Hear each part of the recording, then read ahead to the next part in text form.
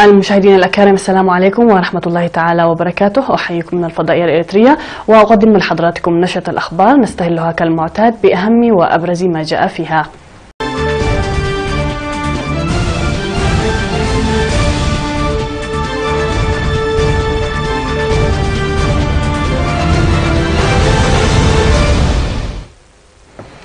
المشاهدين الأكارم، السلام عليكم ورحمة الله تعالى وبركاته. أحييكم من الفضائية الإريترية وأقدم لحضراتكم نشرة الأخبار نستهلها كالمعتاد بأهم وأبرز ما جاء فيها.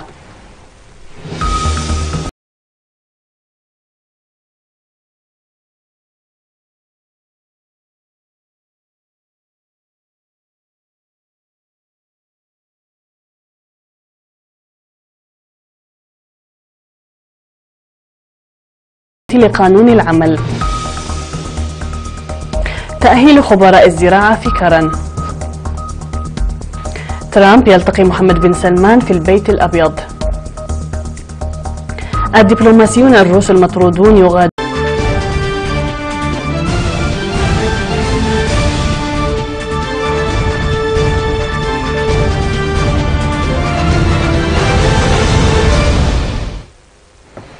المشاهدين الأكارم، السلام عليكم ورحمة الله تعالى وبركاته. أحييكم من الفضائية الإريترية وأقدم لحضراتكم نشرة الأخبار نستهلها كالمعتاد بأهم وأبرز ما جاء فيها.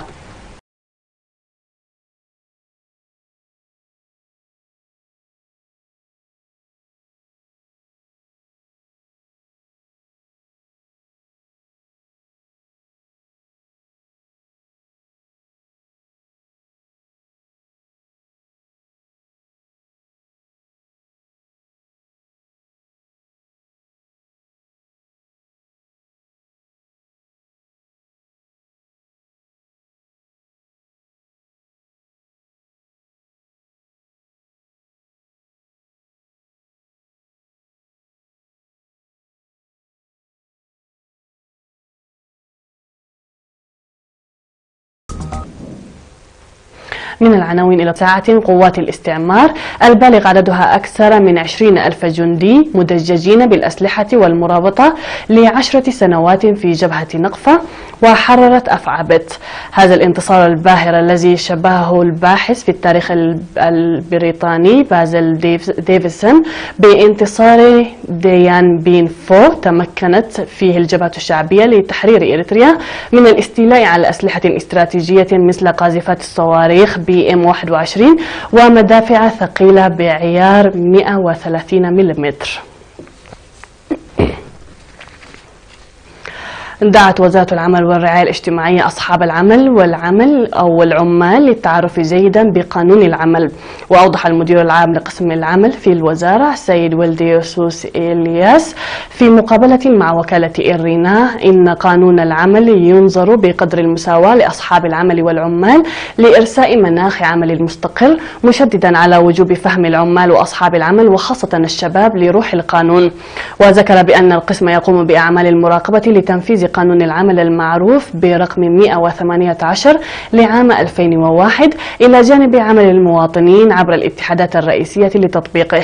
وحول أهمية الفترة الانتقالية في مكان العمل قال إن الفترة هي 3 أشهر لتمكين صاحب العمل من اختبار العامل الجديد وقدراته وتقييم العمل لإمكاناته، وبعد هذه الفترة لديهم واجب توثيق اتفاق مشترك بموجب قانون العمل.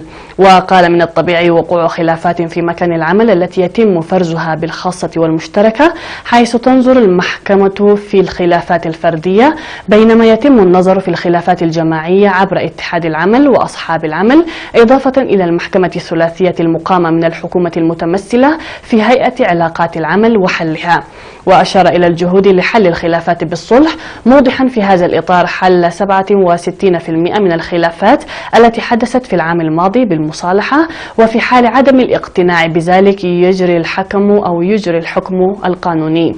وفيما يتعلق بعلاقات العمل الثلاثية أوضح بأنها علاقة هامة لتقديم العمال وأصحاب العمل لقضاياهم عبر الانضواء في جمعية واتخاذ الحكومة القرار المناسب لوجود توازن في قضية العمل. وأصبحت إريتريا عضوا في منظمة العمل الدولي عام 1993 ووقعت عام 2000 على 7 من 8 اتفاقات رئيسية.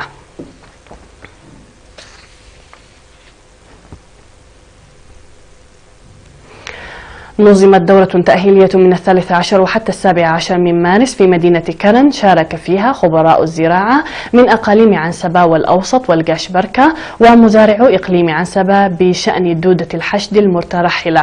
وأوضح مسؤول محد الآفات المتنقلة في وزارة الزراعة سيد تدروس يوم أن الدورة التي قدمت لخبراء الزراعة تضمنت ظاهرة الآفات الجديدة في إفريقيا وكيفية مجيئها وطبيعتها وأضرارها وسبل مكافحتها. وذكر بأن دودة الحشد الشتوية تحدث أضرارا كبيرة ويصعب السيطرة عليها ما لم تتخذ الإجراءات الجادة المسبقة للوقاية منها.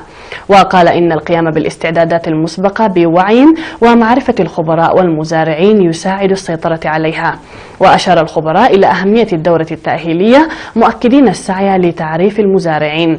في غضون ذلك نظمت دورات تأهيلية مماثلة لأكثر من 2200 مزارعا في إقليم عنسبة. وتأتي الدورات التأهيلية التي قدمها خبراء الزراعة في الإقليم في إطار الجهود المستمرة لرفع وعي المزارعين وتحفيزهم للاستعداد قبل حلول موسم الأمطار. ودعا المدير العام لقسم الأراضي والزراعة في إقليم عنسبة سيد بهتا تدروس المزارعين للتعاون مع الخبراء الزراعيين لتطبيق المعرفة المكتسبة. وتهاجم دودة الحشد المترحلة التي ظهرت في الكثير من الدول الإفريقية، وهي آفة جديدة قدمت من دول أمريكا تهاجم الذرة وكافة أنواع الحشائش.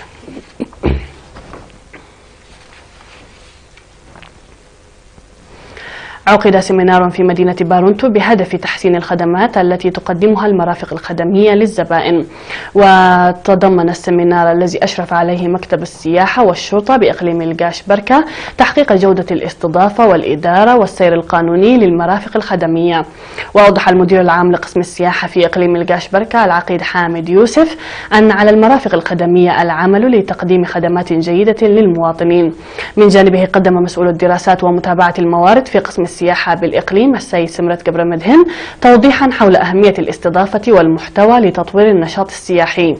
كما قدم قائد مركز الشرطة بارونتو النقيب ستيفانوس كيداني شرحا حول القضايا القانونية المتماشية مع أنشطة المرافق الخدمية.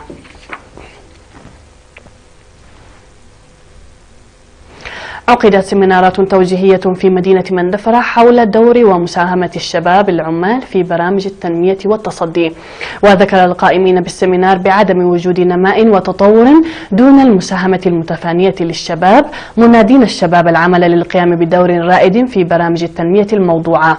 وأهاب المشاركون على توسيع مثل هذه السيمينارات التعريفية بالأوضاع الراهنة والماشية للبلاد. من جهة أخرى خرج الاتحاد الوطني للشباب والطلبة فرع الإقليم الجنوبي خرج 76 شابا عاملا من دورة تدريبية ل4 أشهر. عثر على حوت نافق جرفته المياه على شاطئ كاروم بمديرية وسط دنكاليا يوم 19 من مارس يبلغ طوله 8 أمتار. وأشار السكان إلى أن مثل هذه الظاهرة على الأسماك الكبيرة نادرا ما تحدث، موضحين بأن نفوق الحوت قد يكون بسبب الجزر والمرض والاصطدام بالسفن الكبيرة وغيرها من الأسباب. وكان قد عثر على حوت نافق طوله 6 أمتار في جزيرة فاطمة عام 2012.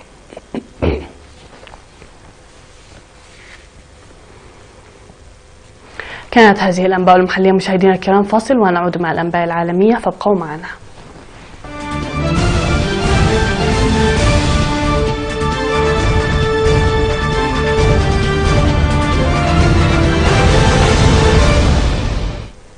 على الصعيد العالمي، يلتقى الرئيس الأمريكي دونالد ترامب بولي العهد السعودي محمد بن سلمان في البيت الأبيض، ويتوقع أن تتضمن محادثات ترامب وابن سلمان مبيعات الأسلحة الأمريكية للسعودية والتوترات مع إيران والحرب في اليمن. وهذه أول زيارة يقوم بها بن سلمان للولايات المتحدة منذ أن أصبح وليا للعهد في يونيو الماضي. وخلال لقاء ترامب وبن سلمان عرض الرئيس الأمريكي صورا للأسلحة والمعدات العسكرية الأمريكية التي ستشتريها السعودية، موضحا عليها قيمة هذه الأسلحة والوظائف التي ستوفرها للأمريكيين.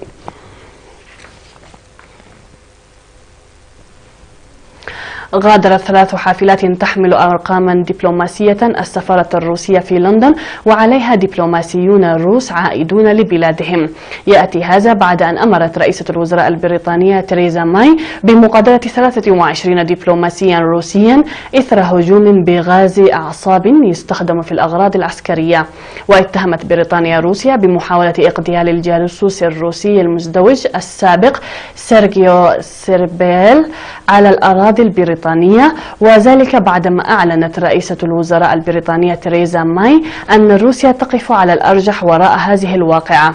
وبعد أول استخدام هجومي لغاز الأعصاب على أراضٍ أوروبية منذ الحرب العالمية الثانية، أمهلت ماي 23 دبلوماسيا روسيا قالت إنهم جواسيس يعملون تحت غطاء دبلوماسي أسبوعا للمغادرة.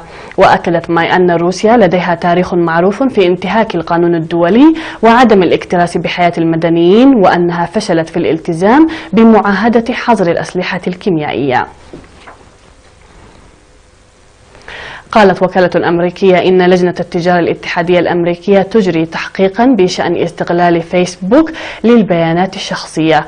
تأتي هذه التحركات بعدما قال مسرب معلومات إن شركة استشارات سياسية استعان بها دونالد ترامب حصلت بشكل غير سليم على معلومات بشأن 50 مليون مستخدم لموقع التواصل الاجتماعي للتأثير على الرأي العام.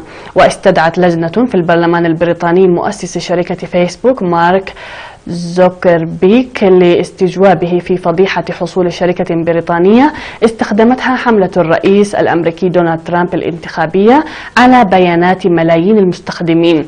وطالب مشرعون أمريكيون وأوروبيون بتفسير لكيفية حصول شركة كامبريدج أناليتيكا الاستشارية على البيانات في 2014، ولماذا تقاصعت فيسبوك عن إبلاغ مستخدميها، الأمر الذي أثار تساؤلات أكبر بشأن خصوصية المستهلك.